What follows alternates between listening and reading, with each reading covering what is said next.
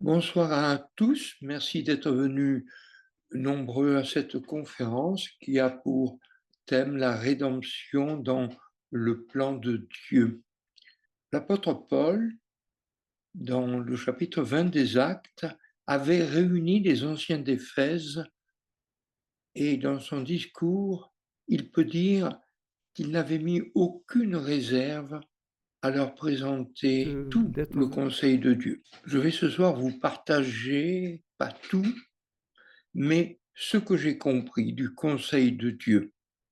Si la semaine passée, on vous a présenté la création dans le plan de Dieu, aujourd'hui c'est donc la rédemption, les deux thèmes étant complémentaires, la création des cieux et de la terre, la création de l'homme et de la femme sont pour ainsi dire le cadre dans lequel l'action va se passer. Et dans cette action, il y a entre autres la révélation complète de ce que Dieu est et de son dessein miséricordieux pour sa créature. Pour vous présenter le sujet, j'ai donc choisi une division en 7 parties. La rédemption prévue, 2 création et désobéissance, 3 incarnation et obéissance, 4 la rédemption accomplie, 5 résurrection et espérance, 6 fruit de la rédemption et 7 la nouvelle création. Je commence par 2 affirmations. La première, Dieu existe. Et la seconde, la Bible est réellement la parole de Dieu. Je ne vais pas vous démontrer ou essayer de vous démontrer cela. Si on ouvre le livre de la Genèse au premier chapitre, au premier verset, nous trouvons cette phrase extraordinaire: au commencement, Dieu. Il existe de toute éternité. Et puis, au commencement, Dieu créa les cieux et la terre. Nous avons beaucoup parlé de ces sujets dans la semaine qui vient de passer, mais je voudrais attirer votre attention sur une seule chose, savoir que Dieu met d'un côté les cieux et de l'autre la terre. Or, jusqu'à preuve du contraire, la terre est la seule planète qui a toutes les conditions pour que la vie puisse se multiplier comme nous le voyons aujourd'hui. Et Dieu, qui connaît toutes choses dès le commencement, l'a dit de cette façon simple, savoir qu'il y a les cieux d'un côté et puis il y a la terre, qui est son chef-d'œuvre. Le deuxième point, la Bible est réellement la parole de Dieu. Beaucoup de choses le montrent et le démontrent, et en particulier l'aspect prophétique de la Bible qui a annoncé de nombreuses choses qui se sont historiquement passées. Ce qu'il faut aussi comprendre, c'est que Dieu est souverain, en précisant que la souveraineté est une autorité absolue dont on n'a pas à rendre compte. Deuxièmement, rien n'est impossible à Dieu, en rajoutant, sauf ce qui est contraire à sa nature, car il ne peut se renier lui-même. En créant l'homme à son image, Dieu a fait un être libre, capable d'obéir ou de désobéir, pas un robot. Par cela même, il manifestait son intention de communiquer et donc de se révéler. C'est ce que nous trouvons dans le jardin d'Éden lorsque Dieu se promène au frais du jour avec sa créature. Essayons de retenir un point important, c'est que l'histoire humaine, c'est l'histoire de la révélation. Et le propos de Dieu, c'est de donner une épouse à son fils, et Dieu va se révéler de différentes manières, mais d'une façon complète dans la personne de Jésus-Christ.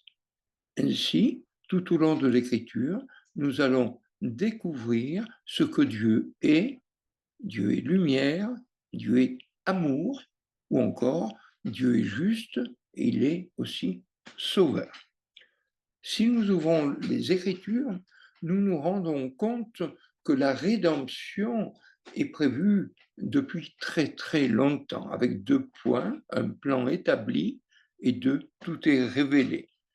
Voilà le plan d'amour du Père, le Dieu bienheureux, le Dieu tout-puissant, le Dieu tout-suffisant, n'avait pas besoin de nous. Il faut le comprendre, cela. Donc, s'il n'avait pas besoin de nous, pourquoi a-t-il créé les cieux et la terre? Dieu a créé les cieux et la terre, l'homme et sa femme, uniquement par amour, et c'est un point important à garder en mémoire. La parole de Dieu nous dit dans le Nouveau Testament que les croyants sont élus en Christ avant la fondation du monde. Dans quel but? Pour que nous soyons saints et irréprochables devant lui en amour. Simplement 3 versets pour vous montrer que de toute éternité, tout est prêt, tout est prévu.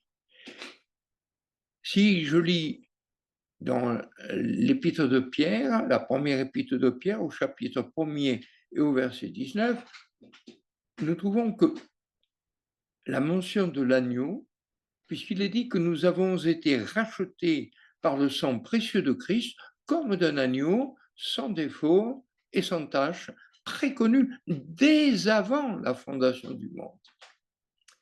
La notion de salut s'y trouve aussi, puisque Dieu nous a sauvés selon son propre dessein et sa propre grâce, qui nous a été donnée dans le Christ Jésus avant les temps des siècles, nous dit 2 Timothée, chapitre 1, verset 9. Une troisième expression, l'adoption. Dieu nous a prédestinés pour nous adopter pour lui par Jésus-Christ, selon le bon plaisir de sa volonté. Éphésiens, chapitre 1, verset 5. Et nous pouvons bien chanter « Tu m'as aimé, Seigneur, avant que la lumière brillât sur l'univers que ta main a formé, et que l'astre du jour, parcourant sa carrière, versa sa vie à flot sur la nature entière. Mon Dieu, tu m'as aimé, mon Dieu, tu m'as aimé. » Si nous ouvrons le Nouveau Testament, nous voyons que Paul, par l'Esprit de Dieu, nous révèle le plan éternel de Dieu. Et j'utilise les surlignements pour bien mettre en évidence des mots importants pour la compréhension. Nous trouvons que nous sommes élus, que nous sommes bénis, que nous sommes prédestinés à être adoptés, que nous sommes rendus agréables dans le bien-aimé grâce à la rédemption et à la rémission des péchés. Et l'apôtre, dans ce premier chapitre donc de l'Épître aux Éphésiens, précise les choses. C'est que Dieu nous a fait connaître le mystère de sa volonté selon son bon plaisir, qu'il s'est proposé en lui-même pour l'administration de la plénitude des temps, savoir de réunir en un toutes choses dans le Christ, les choses qui sont dans les cieux et les choses qui sont sur la terre. Nous notons que le conseil de Dieu, le propos de Dieu, le plan de Dieu est de réunir en un toutes choses dans le Christ. Et nous essaierons de voir si tout cela a bien été réalisé. Il y a toujours, quand on traite de telles questions, des questions difficiles. Par exemple, pourquoi Dieu a-t-il permis à Satan de se révolter? Et pourquoi ne l'a-t-il pas immédiatement détruit? Pourquoi Dieu a-t-il permis à Satan de tenter le chef-d'œuvre de sa création et de générer un tel désastre pour si longtemps? Chers amis, la révolte de Satan et la chute de l'homme n'ont pas pris au dépourvu le Dieu omniscient, mais sont des éléments qui participent à la révélation de Dieu, un Dieu qui est juste, saint, amour, et à la réalisation de son projet magistral. Deuxième chapitre, création et désobéissance. 1. Grandeur dans la création. 2. Le projet de Dieu révélé. 3. L'épreuve de l'homme. La parole nous dit que les cieux racontent la gloire de Dieu. Il est vrai que la contemplation de ce que nous pouvons voir du ciel nous remplit de louanges et d'adoration. Salomon lui-même disait: notre Dieu est grand, est tellement grand que les cieux et les cieux des cieux ne peuvent le contenir. C'est grand, les cieux. J'ai mis quelques chiffres que nous avons déjà rencontrés dans les conférences.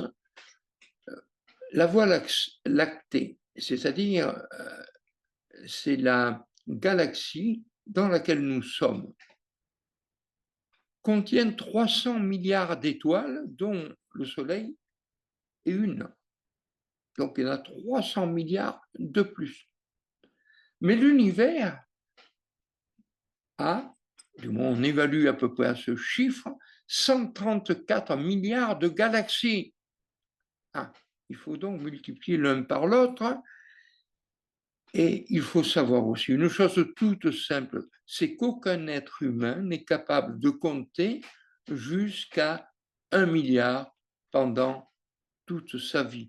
Donc, faisons attention lorsque nous parlons de chiffres astronomiques que nous ne pouvons pas comprendre ni évaluer. 3 points. 1. Révélation divine par la création de l'univers. L'Épître aux Romains, au chapitre 1er, au verset 20, nous dit clairement que depuis la fondation du monde, ce qui ne se peut voir de Dieu, savoir et sa puissance éternelle et sa divinité, se discernent par le moyen de l'intelligence, par les choses qui sont faites, de manière à rendre les hommes inexcusables.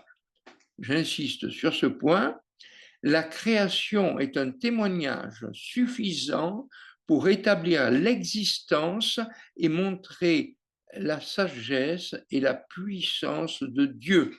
Ceux qui refusent cette évidence sont inexcusables et seront inexcusables le jour où ils comparaîtront devant Dieu. Deuxième point, il y a une révélation du projet initial par la création de l'humain. Vous avez une petite vignette à gauche sur laquelle je vais revenir dans la diapo suivante. Genèse 27, Dieu créa l'homme à son image, il le créa à l'image de Dieu et il les créa, mâle et femelle.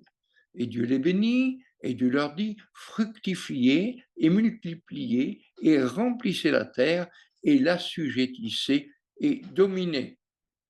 Le psaume 8 confirme cela. On l'applique souvent et à juste titre à Christ, mais cette domination était initialement confiée à Adam. Un jardin merveilleux, une épouse parfaite, un Dieu relationnel qui se promène et qui parle avec ses créatures dans le jardin au frais du jour, tout cela implique bien évidemment un désir de révélation. Troisièmement, révélation du projet final de Dieu par la création d'Adam et d'Ève. Nous savons que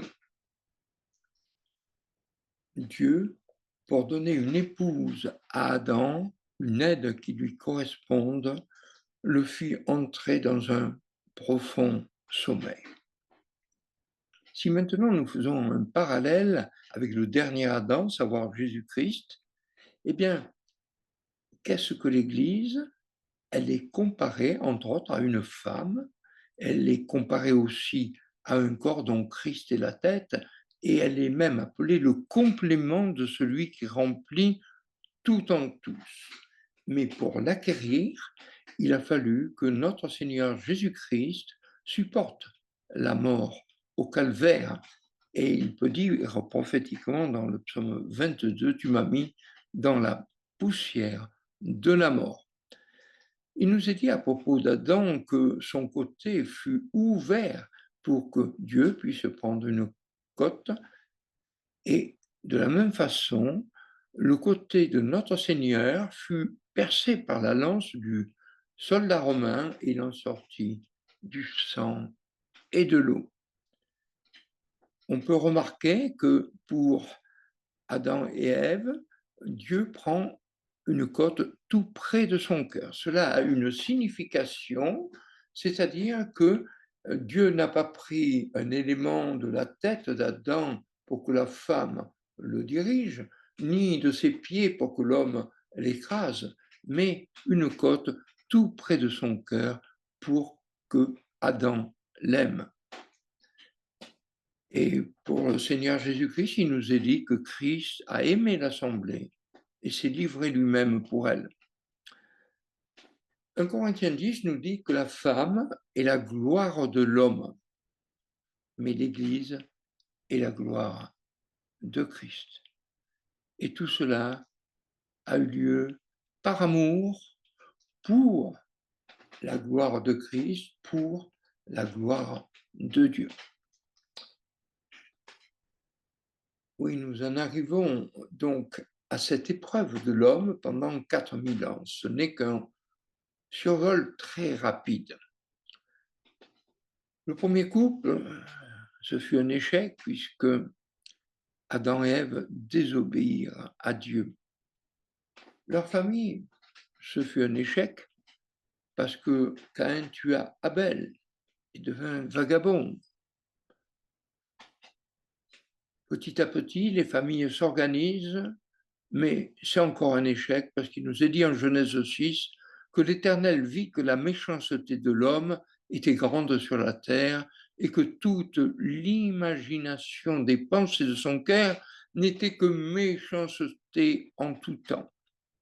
Alors Dieu va prendre un homme, Noé, et ainsi il va le faire traverser le déluge ainsi que sa femme et ses enfants, 8 personnes au total, et ça va être le début des nations qui vont aussi s'organiser sans Dieu et au point de vouloir se réunir ensemble pour faire une tour qui monterait jusqu'aux cieux. Et Dieu dit, si je ne les arrête pas, eh bien, rien ne les empêchera de réaliser leurs desseins. Rappelons-nous que l'homme est fait à l'image de Dieu et Dieu doit disperser les peuples sur la face de la terre et ces peuples deviennent idolâtres. Alors, parmi les peuples idolâtres, Dieu va prendre un homme, Abraham, qui est un idolâtre lui-même. La parole l'affirme que ses pères et donc lui-même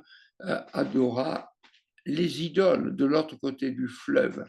Mais Dieu se révèle à Abraham qui le croit, qui croit ce que Dieu lui dit, et il nous est dit que sa foi lui fut comptée à justice.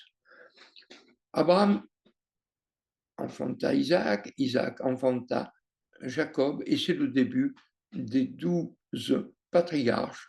Mais nous connaissons cette histoire, et finalement, c'est encore un échec, parce que le peuple qui avait ainsi été mis à part termine esclave en Égypte. Alors Dieu va susciter encore une fois un homme, c'est Moïse, qui va faire sortir ce peuple d'Égypte, et ainsi Israël, c'est le même mot que Jacob, mais c'est le nom donné par Dieu à Jacob. Ainsi, ce peuple trouve son identité à la sortie de l'Égypte. Mais si nous connaissons un peu l'histoire, nous savons que c'est globalement un peuple rebelle et finalement, Dieu est très mécontent de son peuple.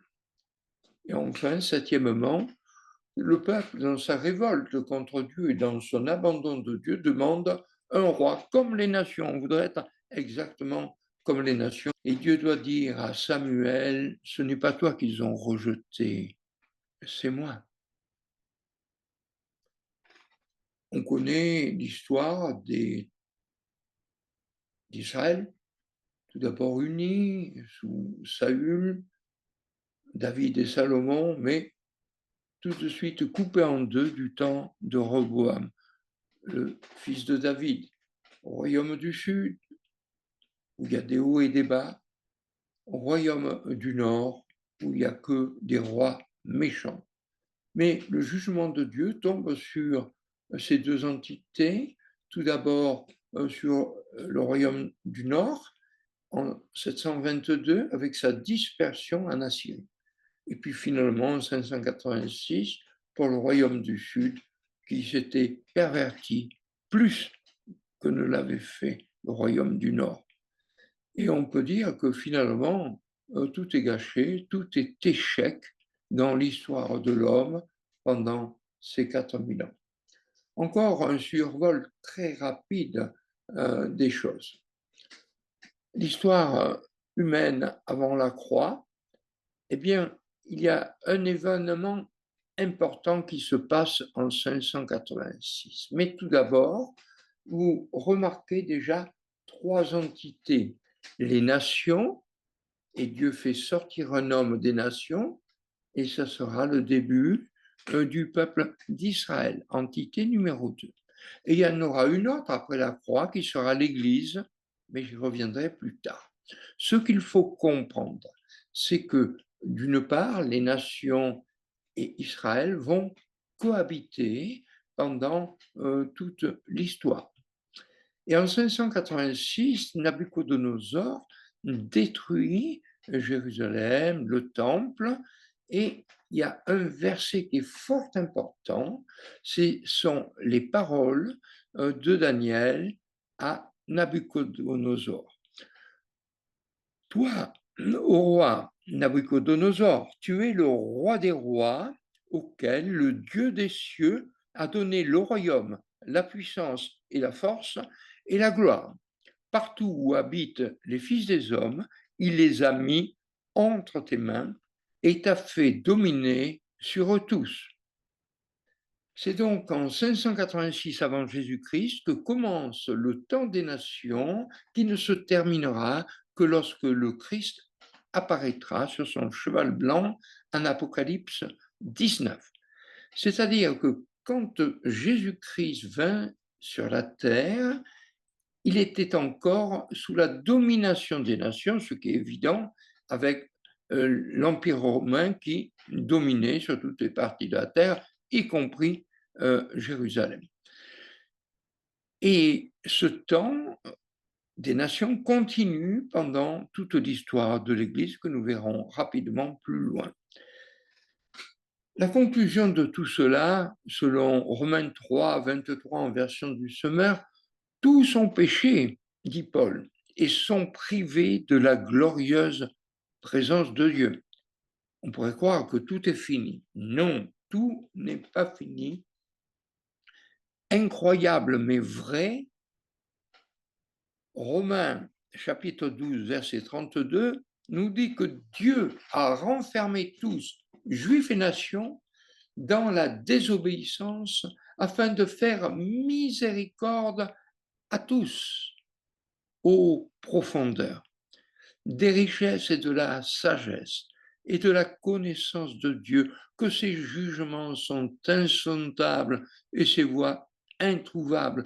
Car qui a connu la pensée du Seigneur? Ou qui a été son conseiller? Ou qui lui a donné le premier et lui sera rendu? Car de lui et par lui et pour lui sont toutes choses. À lui soit la gloire éternellement. Amen. Troisième chapitre, incarnation et obéissance. 1. Quand l'impossible a eu lieu. 2. Profondeur de l'humiliation. 3. Le summum de l'obéissance. Alors que l'Ancien Testament nous montre et nous démontre l'échec de l'homme sous n'importe quel régime, alors il y a cette parole extraordinaire du psaume 40, au verset 8, cette parole dite par le Seigneur. Alors j'ai dit, voici, je viens. Et on peut dire que c'est l'impossible qui a eu lieu. Les exigences de la révélation impliquent que seul Dieu peut révéler Dieu. Seul un homme peut parler à des hommes. Finalement, seul un homme parfait peut payer la dette d'hommes imparfaits. Et tout cela nous montre que l'incarnation était quelque chose d'indispensable pour que Dieu puisse, d'une part, se révéler et d'autre part, Dieu puisse nous sauver. Rappelons-nous que Dieu est lumière et que Dieu est amour. Si bien que quand Jésus-Christ vint sur la terre, dans cette crèche de Bethléem, il était tout à la fois le Fils de Dieu, plus encore Dieu le Fils. L'apôtre Jean, dans son premier chapitre, nous dit « Nous vîmes sa gloire ». Une gloire comme d'un Fils unique de la part du Père, pleine de grâce et de vérité. Nous sommes placés là devant le mystère de l'incarnation, ce que Paul appelle le mystère de la piété, qui est grand. Dieu a été manifesté en chair. Et nous pouvons chanter avec bonheur, le ciel a visité la terre. Emmanuel vient jusqu'à nous, Dieu se fait homme au saint mystère, que son peuple adore à genoux. On pourrait très bien supposer que le Fils de Dieu a été reçu avec les fastes qui convenaient à sa grandeur. Et la parole de Dieu nous dit autre chose. Il vint chez lui et les siens ne l'ont pas accueilli. Pas de place dans l'hôtellerie. Le roi Hérode veut le tuer et ses parents doivent fuir en Égypte.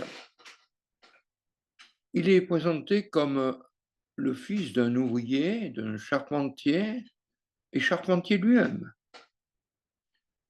Il n'a pas de lieu pour reposer sa tête. Il eut faim, il eut soif. Il fut qualifié de serviteur du diable, de malfaiteur, de blasphémateur. Et à la fin de sa vie, il fut ridiculisé, frappé, moqué, crucifié même. Et même, alors qu'il était crucifié, eh bien, on l'a dépouillé du seul vêtement qu'il possédait. Réellement, l'homme a montré une fin de non-recevoir pour le Fils de Dieu. Et avec Ésaïe, nous pouvons bien dire, nous n'avons eu pour lui aucune estime. Néanmoins, avec Jésus-Christ, nous avons devant nous le cheminement d'un homme parfait. Non seulement c'est un homme parfait qui va s'offrir à Dieu, mais c'est un homme qui a démontré qu'il était parfait. Toutes les contrariétés, toutes les contradictions, toutes les oppositions, toutes les humiliations n'ont démontré qu'une chose, il était parfait, sans tâche.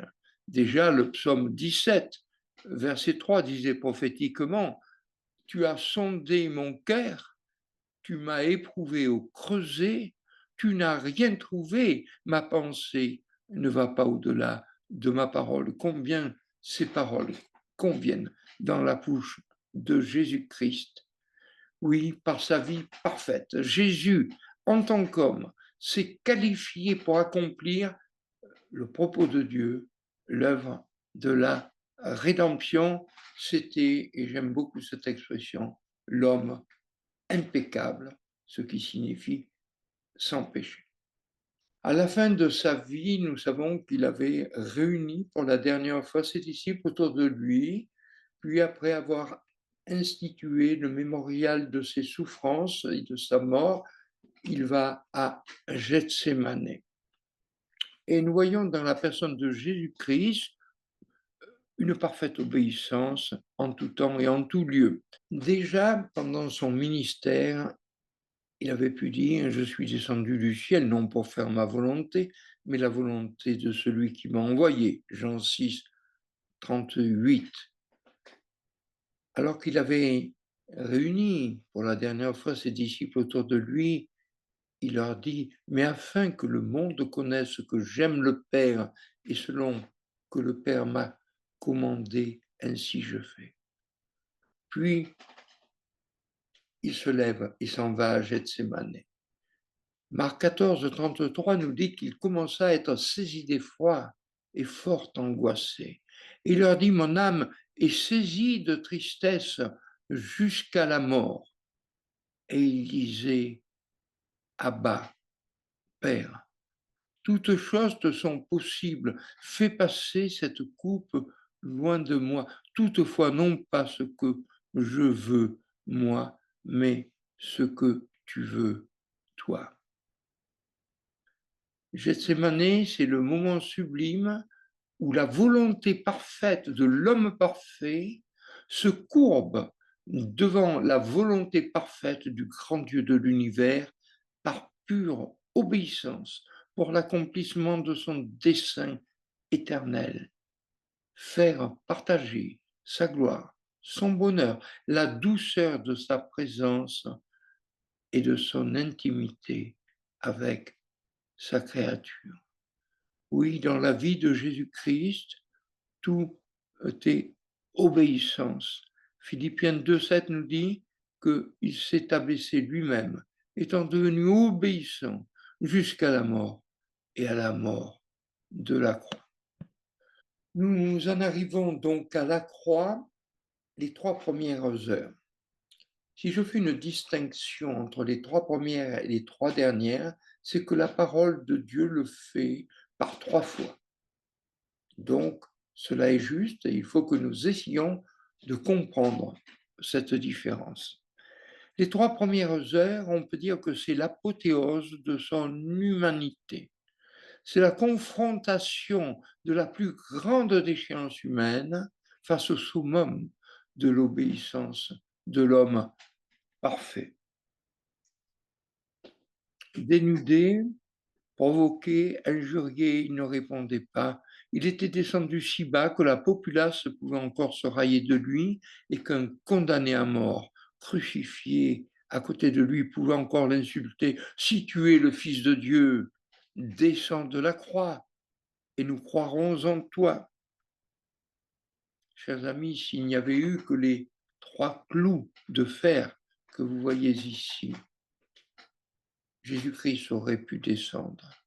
Mais derrière ces 3 clous visibles, il y en avait 3 autres, invisibles, qui le tenaient fixé à la croix. Le premier, celui de son obéissance, si bien qu'au défi de descendre, il opposa un silence qui voulait dire: «Je ne puis descendre sans cesser d'être ce que toujours je fus, obéissant à Dieu».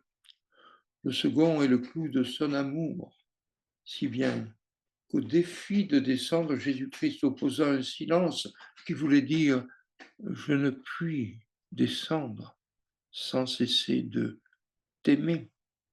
Et le troisième clou était celui de nos péchés, plus douloureux que les 2 premiers. Et au défi de descendre, Jésus-Christ opposa un silence qui voulait dire: «Je ne puis descendre, car si ma souffrance ne devient pas plus grande que ton péché, tu ne pourrais pas être sauvé». Oui, pendant les 3 heures sombres, Jésus-Christ a souffert pour Dieu, de la part des hommes uniquement par obéissance et par amour. Quatrième chapitre, la rédemption accomplie. 1. Les œuvres sombres de la croix.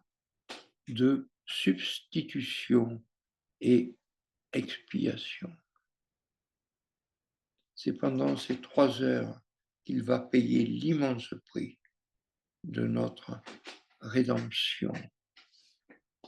Sous un ciel ténébreux, là-bas sur la colline, symbole de notre salut, faite de bois rugueux, une croix se dessine. C'est là que Christ, pour nous, mourut. Laissez-moi, de la croix du calvaire, proclamer l'ineffable grandeur. C'est par elle, au sublime mystère, que Jésus a franchi le pécheur. Oui, pendant les 3 heures de ténèbres, Christ souffre, cette fois de la part de Dieu, pour l'homme, par obéissance à son Dieu, par amour pour son Père, pour sauver l'homme perdu. C'est là qu'il fut fait pécher pour nous, sous des yeux 3 fois saints. C'est là que la bonté et la vérité se sont rencontrées, la justice et la paix se sont entrebaisées.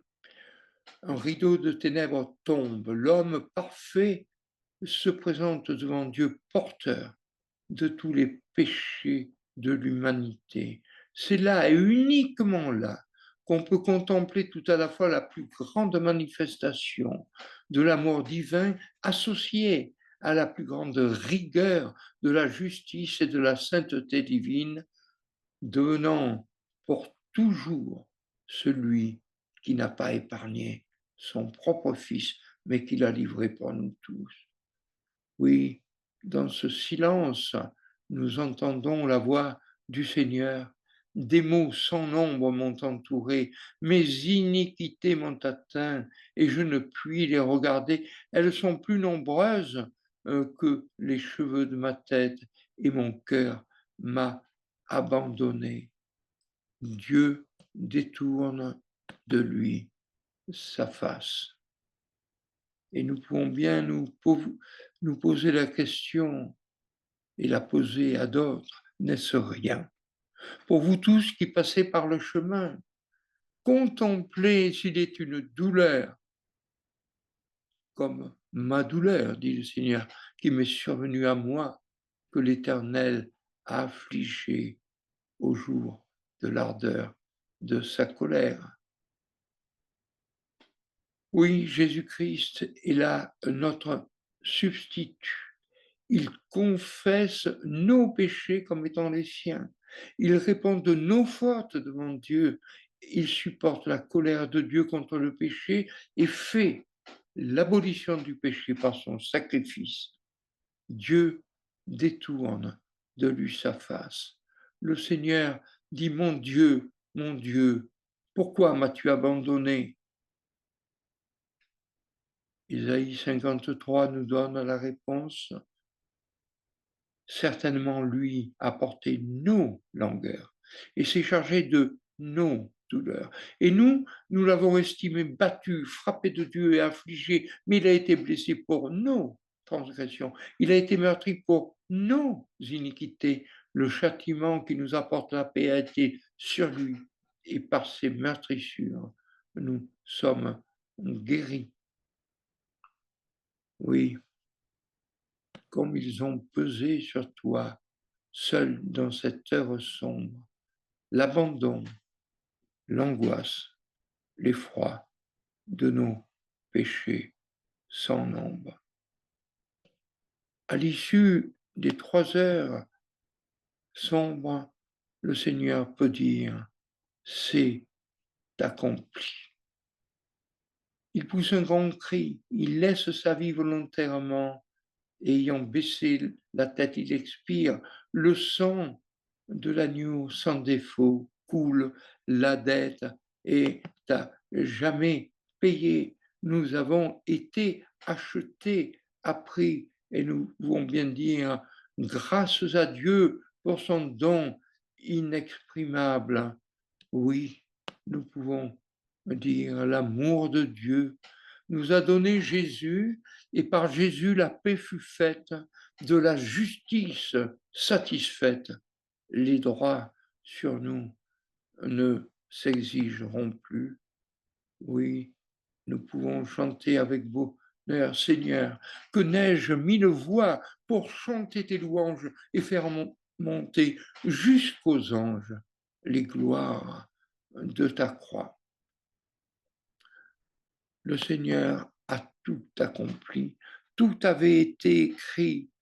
Avant la croix, il pouvait dire, lorsque Pierre intervient pour défendre notre Seigneur, comment donc seraient accomplies les Écritures qui disent qu'il faut qu'il en arrive ainsi? Et après la croix, il dira aux disciples d'Emmaüs, ne fallait-il pas que le Christ souffrit ces choses et qu'il entrât dans sa gloire?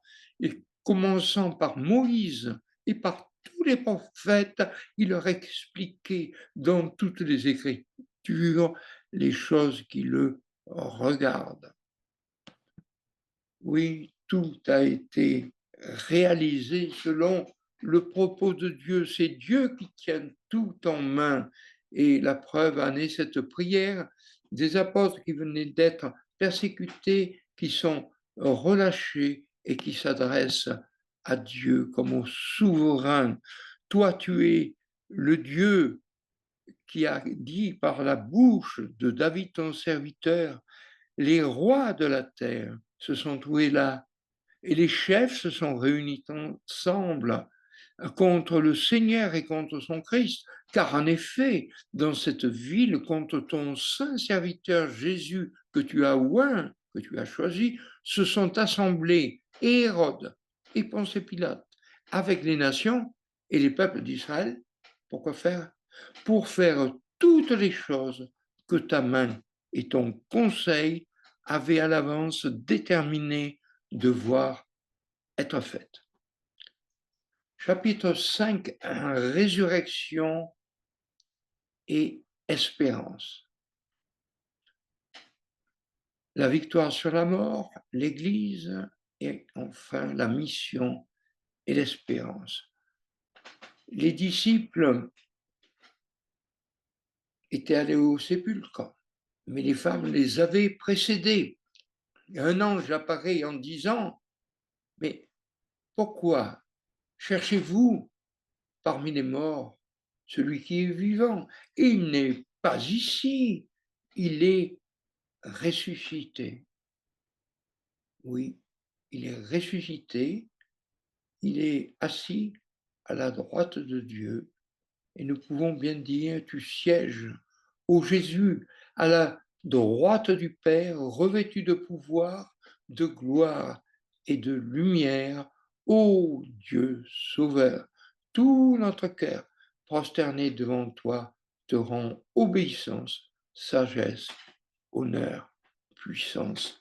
Oui, la victoire est complète. Si Jésus est entré en vainqueur dans le domaine de la mort, il en est sorti victorieux après avoir vaincu celui qui avait le pouvoir de la mort, c'est-à-dire le diable, et avoir délivré tous ceux qui étaient assujettis à la servitude à cause de la crainte de la mort. Et Dieu, le Dieu glorieux, le ressuscite et lui offre son propre trône. Dieu le couronne de gloire et d'honneur. Dieu l'établit juge des vivants et des morts. La mort est vaincue. Il y a un homme glorifié dans le ciel auquel Dieu a dit, assieds-toi à ma droite jusqu'à ce que je mette tes ennemis comme le marchepied de tes pieds. Oui, l'accès aux cieux nous est maintenant ouvert. Si la désobéissance de l'homme avait amené l'introduction du péché et que tout cela avait déshonoré Dieu, eh bien, l'obéissance de l'homme parfait et l'abolition du péché faite par son sacrifice ont plus glorifié Dieu que l'homme l'avait déshonoré par sa chute. c'est la gloire restaurée du Père. La Bible nous dit qu'il fut ressuscité par la gloire du Père. C'est la gloire restaurée du Père qui ressuscite celui qu'il avait glorifié sur la terre et qui venait de vider la coupe de la colère de Dieu contre le péché. Une nouvelle entité va naître, c'est l'Église. Christ étant ressuscité, étant monté au ciel, il reçoit du Père l'Esprit Saint promis et ainsi il va le répandre sur les croyants qu'il va former en un seul corps. 1 Corinthiens 12, 13 nous dit que nous avons tous été baptisés d'un seul esprit pour être un seul corps. L'Église est la dernière forme de l'épreuve de l'homme. L'Église est présentée en 2 Corinthiens 11 comme la fiancée de Christ. Une position exceptionnelle, une mission unique, des privilèges incroyables, une espérance céleste, des bénédictions inimaginables. Réfléchissez un seul instant, l'Église est cohéritière de Christ. Si nous considérons maintenant l'histoire de l'Église pendant ces 20 derniers siècles, je crois qu'elle mérite le titre donné par un auteur. Il s'agit du pèlerinage douloureux de l'Église. Les chapitres 2 et 3 montrent dans un exposé prophétique l'histoire de l'Église responsable sur la terre. Et dans la dernière Église, qui est celle de Laodicée, le Seigneur dit qu'il est dehors, mais globalement, c'est un échec. Oui, c'est un échec. L'Église qui devait convaincre le monde de la véracité de son message par son unité est dispersée dans de très nombreuses dénominations. Néanmoins, à travers tous les siècles, Dieu a toujours eu et aura toujours ses fidèles témoins qui sont appelés le résidu ou le reste. Ce sont les vainqueurs. De magnifiques récompenses leur sont promises. Chapitre 6e, les fruits de la rédemption. 1. Le jugement, base du règne de Jésus-Christ. 2. Les 3 interventions de Jésus-Christ en grâce et en jugement. Et 3. Le règne. Rappelons-nous ce verset important du psaume 89, verset 14. La justice et le jugement sont les bases du trône de Dieu. C'est quelque chose à retenir. Ainsi, dans la deuxième épître aux Thessaloniciens, au chapitre 1er, au verset 7, nous pouvons lire ce que Paul adresse aux Thessaloniciens. Dieu vous donnera, à vous qui subissez la tribulation, du repos avec nous dans la révélation du Seigneur Jésus du ciel, avec les anges de sa puissance en flamme de feu, exerçant la vengeance contre ceux qui ne connaissent pas Dieu et contre ceux qui n'obéissent pas à l'évangile de notre Seigneur Jésus-Christ, lesquels subiront le châtiment d'une destruction éternelle de devant la présence du Seigneur et de devant la gloire de sa force quand il viendra pour être, dans ce jour-là, glorifié dans ses saints et admiré dans tous ceux qui auront cru. J'ai surligné l'expression la gloire de sa force et je vous rappelle celle que nous avons trouvée dans l'épître aux Éphésiens, chapitre 1er, la gloire de sa grâce. Ce sont 2 gloires distinctes mais complémentaires. Oui, le Père a donné au Fils l'autorité de juger car il est Fils de l'homme. Et ce sera la gloire du jugement pour notre Seigneur Jésus. Avant, il y aura le retour de Jésus-Christ pour son Église. La promesse est claire, Jean 14, si je m'en vais et que je vous prépare une place, je reviendrai, je vous prendrai auprès de moi, afin que là où moi je suis, vous soyez aussi avec moi. 1 Thessaloniciens 4 nous dit que au retour du Seigneur, eh bien, nous irons à sa rencontre en l'air. Et en Apocalypse, au chapitre 19, réjouissons-nous et tressaillons de joie et donnons-lui gloire, car les noces de l'agneau sont venues. Elles ne sont pas encore actuelles, elles sont futures, mais elles sont proches.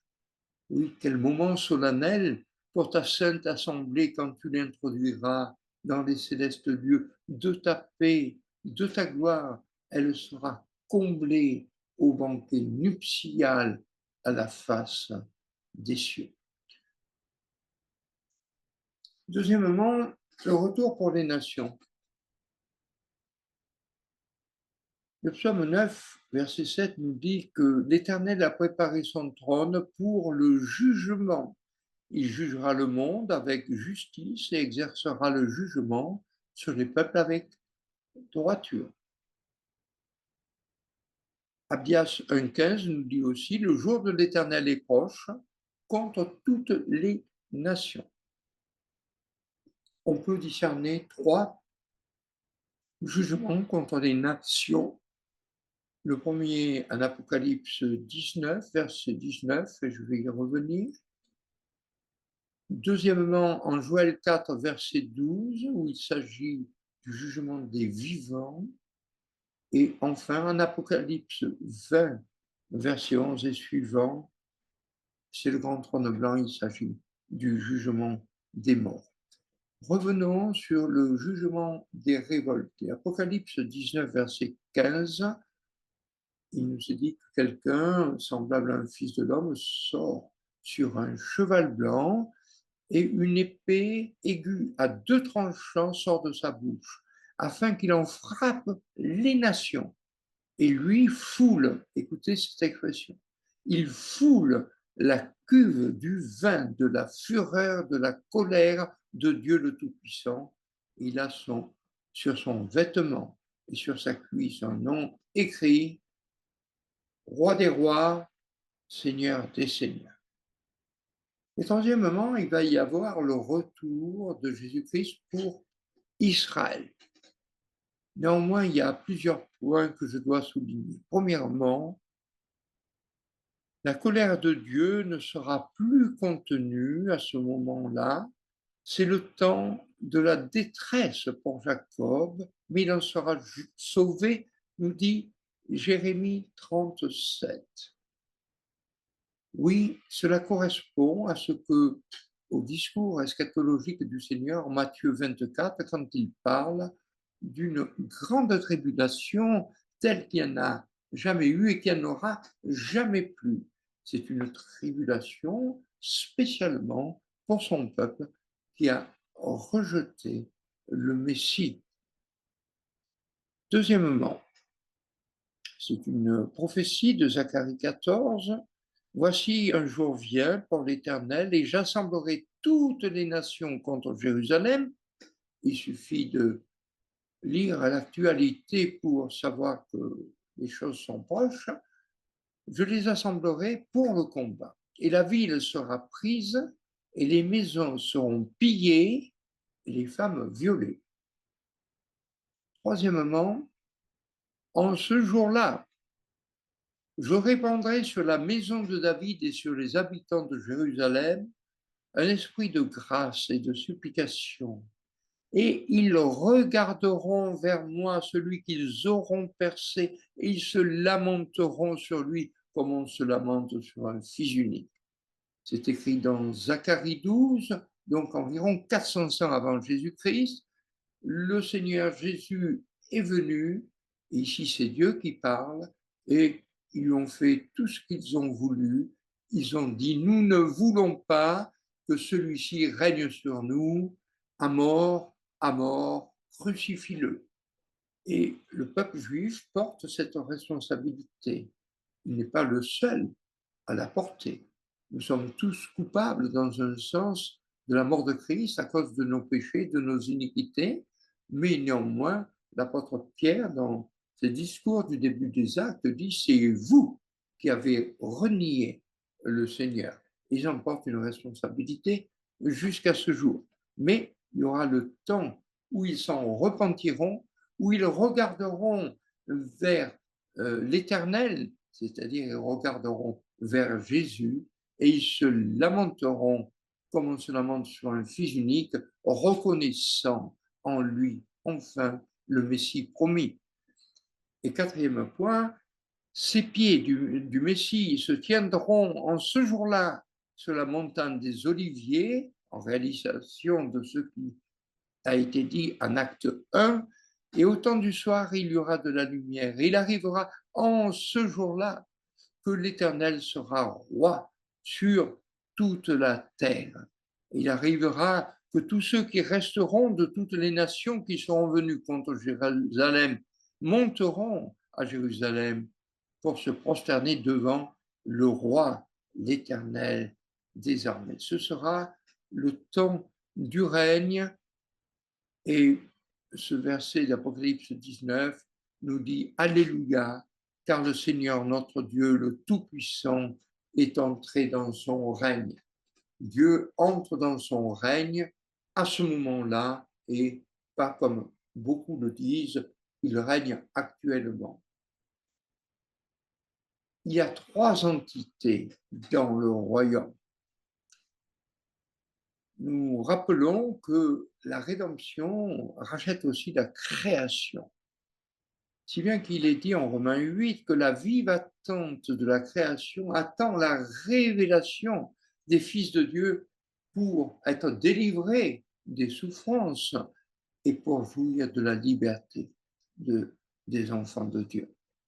Vous avez ici un petit graphique et chaque petite marque montre un millénaire, c'est pour avoir une idée.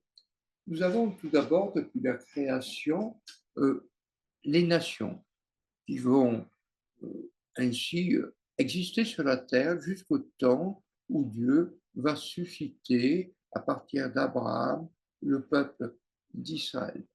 Son histoire représente aussi 2000 ans d'histoire. Et puis, les 2 millénaires suivants, c'est l'Église. C'est le moment où Jésus-Christ est venu, accompli l'œuvre de la rédemption, a envoyé le Saint-Esprit. Et donc, c'est dans la période actuelle, ces trois entités existent toujours. Nous avons d'une part, dans l'Épître aux Corinthiens, cette description. 1 Corinthiens 10, verset 32, ne devenez une cause d'achoppement ni aux Juifs, c'est-à-dire Israël, ni aux Grecs, c'est-à-dire les nations, les non-juifs, ni à l'Assemblée de Dieu, troisième entité, l'Église. Et pendant le millénium qui suivra cette période, nous retrouvons encore les trois mêmes entités, les Juifs qui sont à la tête des nations selon les prophéties, les nations qui apportent leur hommage à Jérusalem, nous venons de le voir, et enfin l'Église, Nouvelle Jérusalem, l'épouse de l'agneau. Dans ce temps de règne, la louange éclate dans le royaume. Et le psaume 145 est un psaume du règne et un des plus beaux psaumes à cet égard. Voyez les différentes formes que prend la louange. Je t'exalterai, je te bénirai, je louerai, je parlerai, je chanterai, je célébrerai, etc.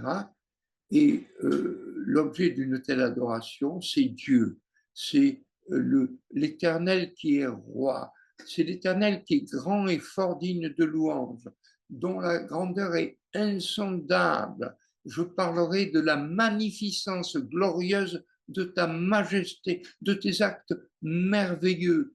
été rachetés feront jaillir la mémoire de ta grande bonté. L'Éternel est plein de grâce et miséricordieux, lent à la colère et grand en bonté.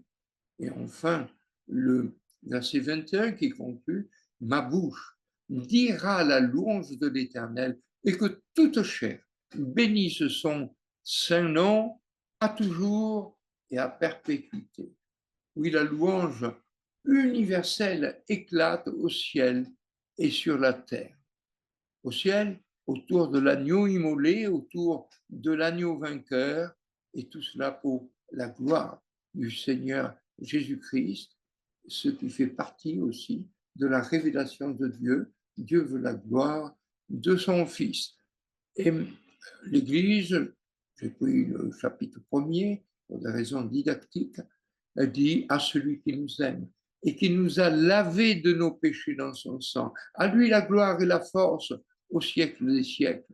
Mais il y a aussi d'autres compagnies qui chantent les louanges de Dieu. Apocalypse 5, 11, et j'entendis une voix de myriades d'anges. Digne est l'agneau qui a été immolé de recevoir la puissance et richesse et sagesse et force et honneur et gloire et bénédiction. Et j'entendis cette fois toutes les créatures qui sont dans le ciel et sur la terre et au-dessous de la terre et sur la mer et toutes les choses qui y sont, à celui qui est assis sur le trône et à l'agneau la bénédiction et l'honneur et la gloire et la force au siècle des siècles. Et les anciens, qui me semble-t-il représentaient l'Église, tombèrent sur leur face et rendirent hommage. Les animaux même louent Dieu. La création elle-même aussi sera affranchie de la servitude, de la corruption, pour jouir de la liberté, de la gloire des enfants de Dieu. Psaume 65. Les collines se saignent d'allégresse, les prairies se revêtent de menu bétail, elles chantent. Psaume 145. Toutes tes œuvres te célébreront, ô Éternel. Et le psaume 148, verset 7, louez de la terre l'Éternel, vous, monstres des eaux, animaux et tout le bétail, reptiles et oiseaux ailés. La nature elle-même loue le Seigneur. Psaume 96, que les cieux se réjouissent et que la terre s'égaye, que la mer bruit et tout ce qui la remplit, que les champs se réjouissent et tout ce qui est en eux. Isaïe 55, 12, les montagnes et les collines éclateront devant vous en chant de triomphe. Tous les arbres des champs battront des mains. Quelles expressions! Oui, bénissez l'Éternel, vous toutes ses œuvres, dans tous les lieux de sa domination. C'est ainsi que le Messie réalise toutes les promesses faites à l'homme et auxquelles l'homme n'a pu avoir accès à cause de sa désobéissance. Les promesses faites à Abraham, à David, tout ce qui a été perdu par le péché de l'homme sera réalisé par l'homme sans péché, par le Messie promis, par notre Sauveur et Seigneur Jésus-Christ. Oui, toute la création sera régénérée. Oui, tout Israël sera rassemblé. Tout Israël sera sauvé. Oui, le pays d'Israël sera le centre de la terre. Oui, le peuple choisi par Dieu sera à la tête des nations. Oui, Jérusalem sera la capitale du monde. Oui, il y aura un temple pour l'adoration de Dieu. Oui, le Messie sera roi sur toute la terre. Oui, le Messie sera sacrificateur. Oui, le Messie sera le juge de toutes ces créatures. Oui, la louange universelle montera sans fin à la gloire de Dieu. Quelqu'un dira, et l'Église? L'ange dit à Jean, viens ici, je te montrerai l'épouse, la femme de l'agneau. Et il me montra la sainte cité, Jérusalem, descendant du ciel d'auprès de Dieu, ayant la gloire de Dieu. C'est une représentation, bien évidemment, symbolique. L'Église est ainsi associée à son règne, au règne de Christ, à sa gloire, à son jugement. Elle contemple la gloire que le Père lui a donnée. À la question « et l'Église ?» Et l'Église à son chef semblable, témoin de sa gloire admirable, chantera sa grâce adorable à toujours. Le propos de Dieu était de se révéler à l'homme. Oui, Dieu s'est révélé comme étant lumière, amour, omniscient, omnipotent, omniprésent, éternel. Il a montré sa gloire dans la création, il a montré sa gloire dans la rédemption. Il s'est révélé à nous en Père, Fils et Saint-Esprit. Septième et dernier chapitre, l'éternité à venir. Dans l'Apocalypse, nous lisons cette expression « et je vis un nouveau ciel et une nouvelle terre ». Il faut bien comprendre qu'avec le millénium, se sont achevées l'histoire de la révélation de Dieu et l'histoire de l'homme. La justice a été rendue, le mal a été jugé, le diable a été jeté dans les temps de feu, des créatures élues, prédestinées, rachetées, adoptées, bénies, saintes et irréprochables devant Dieu en amour, sont dans sa présence consommées en un, c'est-à-dire parfaitement un, selon Jean 17. Le propos de Dieu de réunir en un toutes choses dans le Christ, les choses qui sont dans les cieux, les choses qui sont sur la terre, est désormais accompli. Le Fils, selon 1 Corinthiens 15, remet le royaume au Père afin que Dieu soit tout en tous. Dieu tout en tous, bienheureuse espérance, suprême paix de la sainte cité, tu combleras les tiens de ta présence au jour d'éternité. En adorant déjà sur cette terre l'agneau vainqueur, à jamais glorieux, nous te louons, notre Dieu, notre Père, pour ton don merveilleux. Un aperçu de l'éternité, ce sont des choses que l'œil n'a pas vues, que l'oreille n'a pas entendues, qui ne sont pas montées au cœur de l'homme. C'est ce que Dieu a préparé pour ceux qui l'aiment. Alors voyons un peu ces choses. Plus de deuil, plus de cris, plus de larmes. Nous serons auprès du Seigneur pour toujours. Nous le verrons tel qu'il est. Nous lui serons rendus semblables. Nous serons irréprochables devant sa gloire. Nous contemplerons sa gloire. Nous partagerons sa gloire. Nous aurons un corps glorieux semblable au sien. Nous serons conformes à l'image du Fils de Dieu. Nous serons aimés comme Jésus est aimé par le Père. Nous serons à jamais agréables dans le bien-aimé, saints et irréprochables devant lui en amour. Nous serons consommés dans l'amour. Nous connaîtrons à fond comme nous avons été connus. Nous le louerons sans fin et il se reposera, selon l'expression du prophète, dans son amour. Et le cantique ajoute, et son amour divin en sera satisfait. Oui, le conseil de Dieu est accompli parfaitement.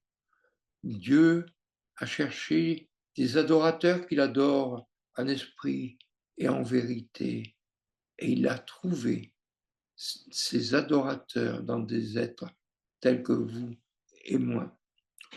Le Père a voulu se révéler sous ce doux vocable. Il a désormais une famille et des enfants qui, par l'Esprit, peuvent lui dire « Abba, Père ». Le Fils a désiré une épouse pour laquelle il s'est donné, il s'est livré et qu'il va se présenter bientôt à lui-même sans tache ni ride, ni rien de semblable pour la joie de son cœur.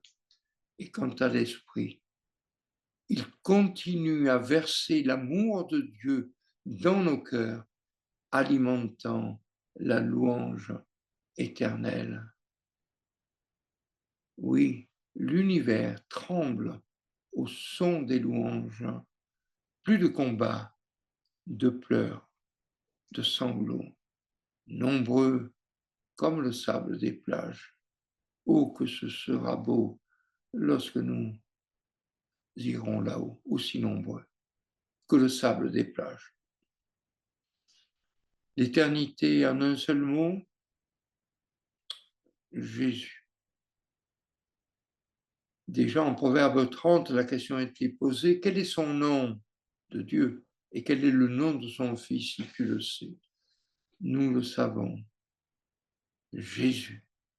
C'est au nom de Jésus que se ploiera tout genou des êtres célestes, terrestres et infernaux, confessant qu'il est Seigneur à la gloire de Dieu le Père. Oui, en Jésus, nous trouvons la pleine révélation de Dieu, ce Dieu qui est lumière, ce Dieu qui est amour. Le dernier livre de la Bible, dans le dernier chapitre, nous répète 3 fois la même promesse. Voici, je viens bientôt, Apocalypse 22, 7. Voici, je viens bientôt, et ma récompense est avec moi. Apocalypse 22, verset 12. Et troisièmement, oui, je viens bientôt. Apocalypse 22, 17. Et l'Église répond, Amen. Viens, Seigneur Jésus. Oui, ajoute à ta couronne où l'or pur étincelle la perle dont l'éclat reflètera le tien. Élevé à la droite de Dieu, couronné de mille couronnes, tu resplendis comme un soleil radieux. Les êtres crient autour de ton trône.